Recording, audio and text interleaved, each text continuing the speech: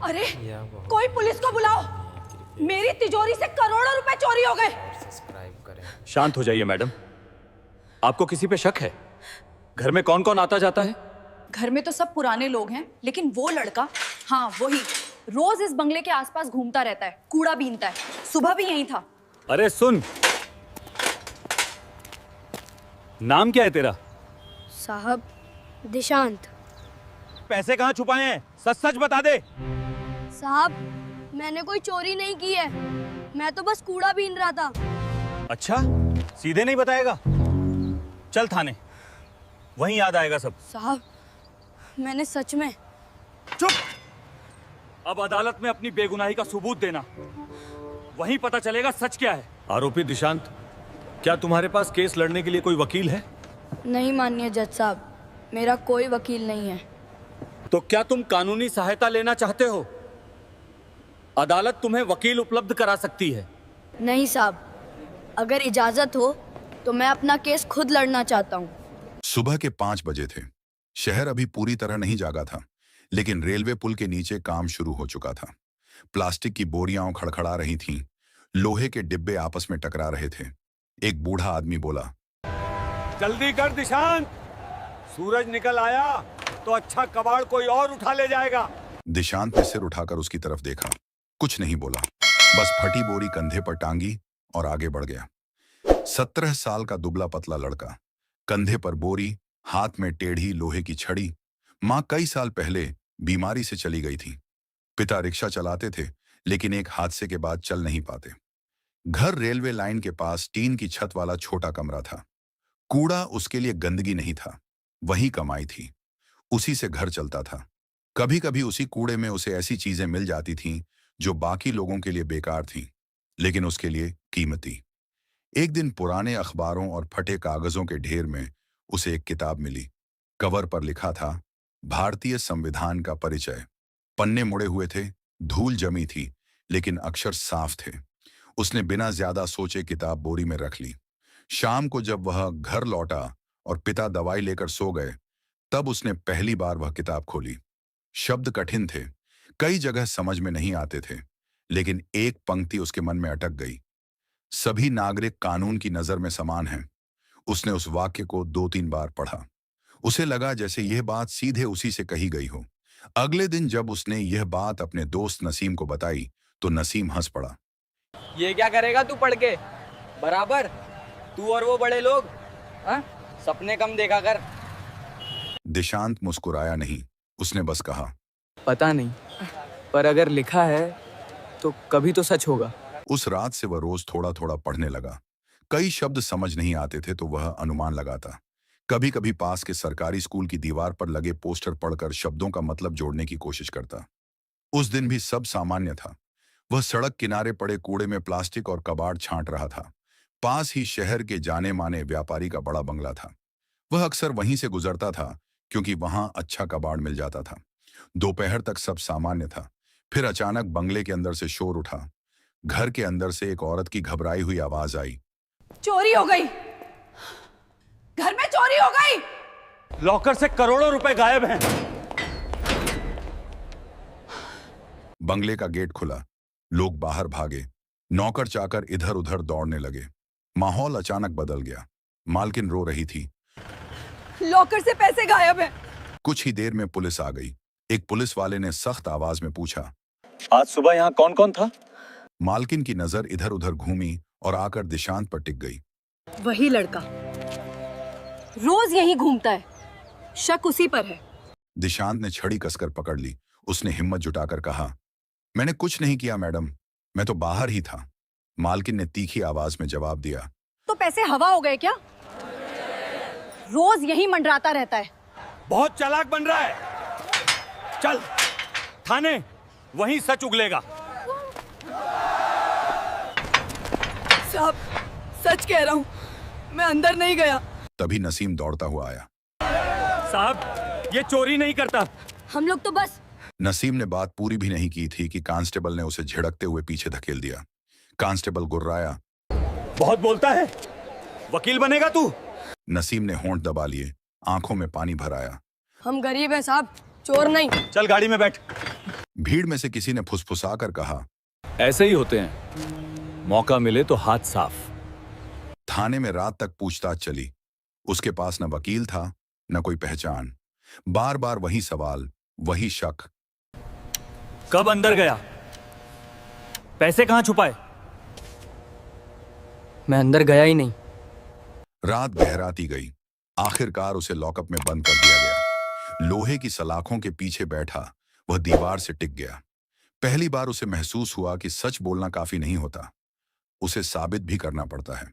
और साबित करने के लिए सिर्फ हिम्मत नहीं, समझ भी चाहिए। अगले दिन खबर फैल गई।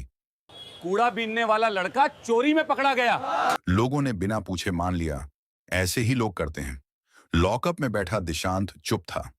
दिन भर की आवाजें उसके दिमाग में घूम रही थीं। शक उसी पर है, चल थाने, ऐसे ही लोग।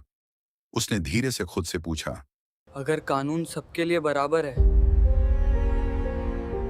तो मुझे ही क्यों डर लग रहा है? वह दीवार से टिककर बैठा रहा। अब उसे समझ आ रहा था कि सिर्फ सच बोलना काफी नहीं है। अगर कोई सुनने को तैयार न हो तो तुम्हें खुद खड़े होकर अपनी बात मनवानी पड़ती है। अगली सुबह दिशांत को पुलिस वैन में बैठाकर जिला अदालत लाया गया। उसके हाथों में हथकड़ी नहीं थी, लेकिन रास्ते भर लोग उसे ऐसे देख रहे थे जैसे फैसला पहले ही हो चुका हो। अदालत की सीढ़ियां चढ़ते हुए उसे पहली बार एहसास हुआ कि अब बात सिर्फ आरोप की नहीं है, अब उसे खुद अपनी बात साबित करनी होगी। अंदर कोर्ट रूम में हल्की फुसफुसाहट चल रही थी। लकड़ी की पुरानी बेंचों पर बैठे लोग अपने अपने मामलों की बारी का इंतजार कर रहे थे। जब उसका नाम पुकारा गया, राज्य बनाम दिशांत, तो कई गर्दनें उसकी तरफ मुड़ी। पीछे की बेंच से किसी की धीमी आवाज आई, अरे वही लड़का कूड़ा बीनता है। दूसरी आवाज और भी धीमी थी, हाँ उसी पर चोरी का इल्जाम है। दिशांत ने सिर झुकाया नहीं, वह सीधे सामने देखता हुआ खड़ा रहा। लेकिन शब्द कानों तक साफ पहुंच गए थे। सरकारी वकील खड़ा हुआ और बोला, माननीय न्यायालय, आरोपी घटना के समय घटनास्थल के पास मौजूद था। उसे कई बार उस घर के आसपास देखा गया है। संदेह के आधार पर पूछताछ की गई और परिस्थितियां उसके खिलाफ इशारा करती हैं। जज ने शांत स्वर में पूछा, आरोपी के पास वकील है? दिशांत ने इधर उधर देखा। उसके पिता पीछे की बेंच पर बैठे थे, कमजोर और असहाय। उनके पास इतना पैसा नहीं था कि कोई वकील खड़ा कर सके। सरकारी वकील ने कहा, माननीय न्यायालय, यदि आरोपी चाहे तो उसे विधिक सहायता उपलब्ध कराई जा सकती है। जज ने दिशांत की ओर देखा, क्या तुम कानूनी सहायता लेना चाहते हो? अगली तारीख दी जा सकती है। दिशांत कुछ पल चुप रहा। उसे याद आया वही पुरानी किताब जो उसे कूड़े के ढेर में मिली थी। रात को घर लौटकर वह उसे पढ़ता था। सब समझ नहीं आता था, लेकिन एक बात साफ थी, हर आदमी को अपनी बात कहने का अधिकार है। उसे वह लाइन याद आई, कानून के सामने सब बराबर हैं। उसने धीरे से हाथ उठाया। माननीय जज साहब, क्या मैं अपनी बात खुद रख सकता हूं? जज ने पूछा। तुम्हें कानून की जानकारी है? दिशांत ने कहा, पूरी नहीं, लेकिन जो समझ पाया हूँ उतना काफी है अपनी बात कहने के लिए। जज ने कुछ पल सोचा, फिर कहा, ठीक है, फिलहाल सुनवाई शुरू करते हैं। लेकिन याद रखो, अदालत में बोले गए हर शब्द की जिम्मेदारी होती है। सरकारी पक्ष ने गवाह पेश किया, घर की मालकिन। वह खड़ी हुई और बोली, सुबह लॉकर खुला मिला, पैसे गायब थे और घर के बाहर सिर्फ वही लड़का दिखा था। उसने उंगली से दिशांत की ओर इशारा किया। रोज वही मंडराता रहता है। ऐसे लोग अक्सर चोरी करते हैं। अदालत में कोई खास प्रतिक्रिया नहीं हुई। दिशांत चुप खड़ा रहा, लेकिन यह आखिरी वाक्य उसके भीतर कहीं गहरा उतर गया। जज ने उसकी ओर देखा। तुम कुछ कहना चाहते हो? मैं रोज वहां से गुजरता हूं क्योंकि वहां कूड़ा मिलता है, लेकिन उस दिन मैं घर के अंदर नहीं गया। अगर मैं चोरी करता तो वहीं बाहर क्यों खड़ा रहता? तुम ये साबित कर सकते हो? दिशांत कुछ पल चुप रहा। उसे उस सुबह की हर बात साफ याद थी। दूध वाले से हुई बात, दुकान से लिया हुआ पानी और कूड़े से निकला टूटा मोबाइल। उसका दिन लगभग हमेशा एक जैसा होता था। वह जानता था कि वह घर के अंदर नहीं गया था। फिर उसने सिर उठाकर कहा, उस दिन सुबह मैं सड़क किनारे दूध वाले से बात कर रहा था। पास की दुकान से पानी लिया था, कूड़े से एक टूटा मोबाइल भी निकाला था। मैं बाहर ही था, अंदर गया ही नहीं। अगर शक है तो साबित कीजिए। क्या उस घर के बाहर कैमरा है? कैमरा है, लेकिन उस दिन की फुटेज मेरे पास नहीं है। क्या सीसीटीवी फुटेज अदालत में पेश की गई है? जांच जारी है। सुनवाई की तारीख आगे बढ़ा दी गई। जज ने कहा कि अगली तारीख पर सीसीटीवी फुटेज पेश की जाए। दिशांत को वापस ले जाया गया। लॉकअप में लौटते समय उसने सोचा, अगर सच मेरे साथ है तो मुझे डरने की जरूरत नहीं। लेकिन सच को साबित करना आसान नहीं होता। बाहर उसके पिता खड़े थे, उनकी आंखों में डर था। बेटा, क्या होगा? दिशांत ने पहली बार अपने पिता की आंखों में सीधे देखा और कहा, बाबा, अगर कानून सच में बराबर है तो मैं उसे साबित करूंगा। अगली सुनवाई का दिन पिछले दिनों से अलग था। अदालत के बाहर हलचल ज्यादा थी। अब यह सिर्फ एक मामूली चोरी का मामला नहीं रह गया था। कूड़ा बीनने वाला लड़का खुद केस लड़ रहा है। यह बात शहर में फैल चुकी थी। कुछ लोग जिज्ञासा में आए थे, कुछ तमाशा देखने और कुछ शायद यह देखने कि सच में बराबरी जैसी कोई चीज होती भी है या नहीं। दिशांत इस बार चुप था, लेकिन असमंजस में नहीं। पिछले कुछ दिनों में उसने थाने में सुनी हर बात को जोड़ लिया था। उसे याद था कि घर के बाहर 2 कैमरे लगे हैं, एक गेट पर, एक पोर्च के पास। चोरी सुबह के समय बताई गई थी और उसी वक्त वह सड़क किनारे दूध वाले से उलझा हुआ था, क्योंकि दूध वाले ने उसे उधार देने से मना कर दिया था। जज के सामने सुनवाई शुरू हुई। सरकारी वकील खड़ा हुआ और अदालत की ओर मुखातिब होकर बोला, माननीय न्यायालय, आज हम सीसीटीवी फुटेज प्रस्तुत कर रहे हैं। वीडियो चलाया गया। अदालत में सन्नाटा था। सबकी नजरें स्क्रीन पर टिक गईं। वीडियो चला। सुबह का समय। गेट खुलता बंद होता दिख रहा था। कुछ घरेलू स्टाफ अंदर बाहर जाते दिखे। एक फ्रेम में दिशांत दूर सड़क पर दिखाई दिया, बोरी कंधे पर डाले हुए। वह कूड़े के ढेर के पास झुका हुआ था, लेकिन घर के अंदर जाते हुए वह कहीं नहीं दिखा। सरकारी वकील ने कहा, फुटेज में आरोपी घटनास्थल के पास मौजूद हैं। यह परिस्थिति संदेह को मजबूत करती है। साहब, फुटेज में यह भी दिखाइए कि कौन घर के अंदर गया और बाहर आया। वीडियो आगे बढ़ाया गया। लगभग 15 मिनट बाद स्क्रीन पर एक आदमी दिखा, सफेद शर्ट, सिर पर टोपी। वह तेजी से गेट के पास आया, कुछ सेकंड रुका, फिर अंदर चला गया। कुछ देर बाद वही आदमी बाहर निकला। इस बार उसकी चाल पहले से तेज थी। दिशांत ने स्क्रीन की तरफ इशारा किया। यह कौन है? मालकिन ने कहा। शायद माली होगा, जज ने पूछा। नाम क्या है? रमेश। माली रोज आता है, उसका इसमें कोई संबंध नहीं। माननीय जज साहब, अगर सिर्फ शक के आधार पर मुझे गिरफ्तार किया गया तो फुटेज में घर के अंदर जाने वाले हर व्यक्ति से पूछताछ क्यों नहीं हुई? क्या रमेश से पूछताछ की गई? प्रारंभिक पूछताछ हुई थी, लेकिन उसके खिलाफ कुछ नहीं मिला। क्या उसके घर की तलाशी ली गई? नहीं। अगर सिर्फ गरीब होने से शक मुझ पर आ सकता है तो वीडियो में दिख रहे दूसरे व्यक्ति पर वही शक क्यों नहीं हुआ? अदालत भावनाओं पर नहीं, सबूतों पर चलती है। तो सबूत पूरा दिखाइए, सिर्फ मेरा चेहरा नहीं। स्क्रीन दोबारा चलाइए। वीडियो फिर से चलाया गया। गेट का दृश्य आगे बढ़ा। उसी समय घर के अंदर की बत्ती कुछ सेकंड के लिए बंद होती दिखी, फिर दोबारा जल उठी। जज ने पूछा, शिकायत में इसका उल्लेख है? नहीं। दिशांत ने धीरे से कहा, अगर लॉकर उस समय खोला गया था तो बिजली क्यों गई? सरकारी वकील के पास तत्काल जवाब नहीं था। प्रारंभिक पूछताछ हुई थी, लेकिन उसके खिलाफ कुछ नहीं मिला। अगली तारीख तक माली रमेश को पेश किया जाए और विस्तृत जांच रिपोर्ट दी जाए।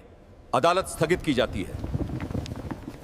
सुनवाई खत्म होने के बाद जब दिशांत को बाहर ले जाया गया तो उसके कदम पहले से स्थिर थे। आज पहली बार सवाल सिर्फ उसी पर नहीं थे। अदालत में यह साफ हो चुका था कि जांच अधूरी थी, लेकिन वह जानता था कि मामला अभी खत्म नहीं हुआ है। अगर असली आरोपी सामने आता है तो बात सिर्फ चोरी तक सीमित नहीं रहेगी। तब यह भी पूछा जाएगा कि बिना ठोस सबूत के एक लड़के को गिरफ्तार क्यों किया गया। बाहर उसके पिता खड़े थे। इस बार उनके चेहरे पर पहले जैसा डर नहीं था। उन्होंने पूछा, बेटा, अंदर क्या हुआ? वीडियो दिखाया गया। अब मामला साफ होगा। उसी वक्त भीड़ में खड़ा एक आदमी उसे लगातार देख रहा था। सफेद शर्ट, सिर पर टोपी, वही चेहरा जो स्क्रीन पर दिखा था। उसने नजरें नहीं हटाईं। दिशांत ने उसे पहचान लिया। अगली तारीख पर अदालत में सामान्य से ज्यादा लोग थे। बाहर भीड़ लगी थी, पीछे से आवाजें आ रही थीं। आज माली आएगा, आज सच पता चलेगा। रमेश भी मौजूद था, वही सफेद शर्ट वाला आदमी। वह गवाही के लिए खड़ा हुआ। सरकारी वकील ने पूछा, आप उस दिन घर पे काम करने गए थे? जी, रोज जाता हूँ। क्या आपने किसी को घर के अंदर जाते देखा? नहीं साहब। रमेश भैया, आप उस दिन किस समय घर के अंदर गए थे? सुबह करीब 8:30 बजे। और कितनी देर रहे? रमेश ने जवाब दिया, बस 5-10 मिनट। दिशांत ने जज की ओर देखते हुए कहा, माननीय न्यायालय, फुटेज में यह व्यक्ति लगभग 15 मिनट अंदर रहा है और उसी दौरान बिजली कुछ सेकंड के लिए गई थी। मुझे नहीं पता बिजली क्यों गई। क्या ये सच नहीं? क्या यह सच नहीं कि पिछले महीने आपकी तनख्वाह रोकी गई थी? सरकारी वकील खड़ा हुआ। आपत्ति। यह मामला अप्रासंगिक है। प्रासंगिक है क्योंकि चोरी उसी दिन हुई जिस दिन घर में पैसों को लेकर बात हुई थी। जवाब दीजिए। हाँ, तनख्वाह रोकी गई थी। क्या उस दिन आपने लॉकर वाले कमरे में प्रवेश किया? यह सब अनुमान है। आरोपी ध्यान भटकाने की कोशिश कर रहा है। अगर मैं अनुमान लगा रहा हूं तो पुलिस ने मेरे झोले की तलाशी क्यों ली? क्या रमेश के घर की तलाशी ली गई? जांच अधिकारी को पेश किया जाए। क्या रमेश के घर की तलाशी ली गई थी? नहीं, माननीय न्यायालय। क्यों? शुरुआती संदेह आरोपी पर था। माननीय न्यायालय, क्या संदेह मेरे कपड़ों पर था या मेरे गरीब होने पर? मैंने पैसे नहीं लिए। मैंने सिर्फ क्या? मैंने लॉकर देखा था। मालकिन ने पासवर्ड बदलने को कहा था। माननीय न्यायालय, लॉकर पर तोड़फोड़ का कोई निशान नहीं मिला था। उसे पासवर्ड से ही खोला गया था। मैंने पैसे नहीं लिए, मेरे भाई ने लिए। मैंने बस उसे बताया था कि घर में पैसे हैं। रमेश और उसके भाई की विस्तृत जांच की जाए। अगली सुनवाई तक आरोपी दिशांत को न्यायिक हिरासत से मुक्त किया जाता है। अंतिम सुनवाई का दिन था। अदालत में सामान्य से ज्यादा लोग मौजूद थे। सभी जानते थे कि आज फैसला होना है। जांच पूरी हो चुकी है। रमेश के भाई के घर से नकदी का बड़ा हिस्सा बरामद हुआ है।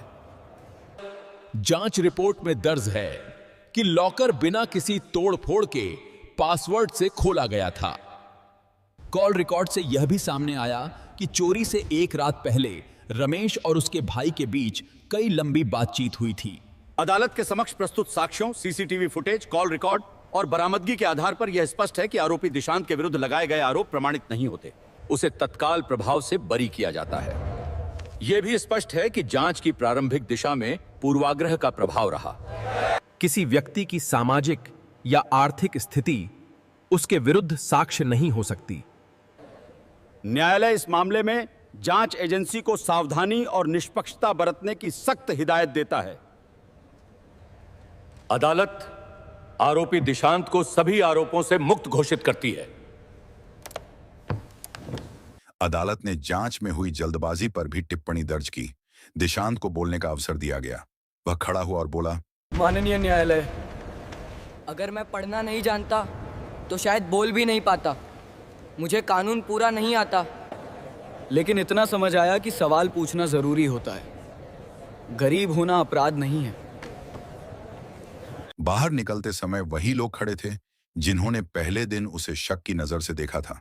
इस बार कोई कुछ नहीं बोला। दूध वाला आगे आया और हल्के स्वर में कहा, उधार अभी भी बाकी है, लेकिन आज मत सोच। रमेश को पुलिस ने हिरासत में ले लिया था। जाते समय उसने एक बार दिशांत की ओर देखा, फिर नजरें झुका लीं। अगले दिन भी उसे सुबह उठना होगा, पिता की दवाई लेनी होगी, घर वहीं रहेगा। लेकिन अब उसे एक बात समझ आ चुकी थी। आवाज तब तक छोटी रहती है जब तक उसे इस्तेमाल न किया जाए। कुछ दिनों बाद एक स्थानीय वकील उससे मिलने आया। उसने कहा, अगर पढ़ना चाहो तो मैं मदद कर सकता हूँ। हर केस जीतने के लिए नहीं लड़ा जाता, कुछ केस समझने के लिए भी लड़े जाते हैं। उस रात दिशांत ने फिर से वही पुरानी संविधान की किताब खोली। इस बार वह सिर्फ पढ़ नहीं रहा था, वह तैयारी कर रहा था। संदेह अक्सर आसान रास्ता चुनता है, सच मुश्किल रास्ता। कपड़े, हालात या गरीबी किसी को अपराधी नहीं बनाते, लेकिन चुप रहना कई बार गलत को मजबूत कर देता है। बराबरी सिर्फ किताब में नहीं होती, उसे खड़े होकर मांगना पड़ता है।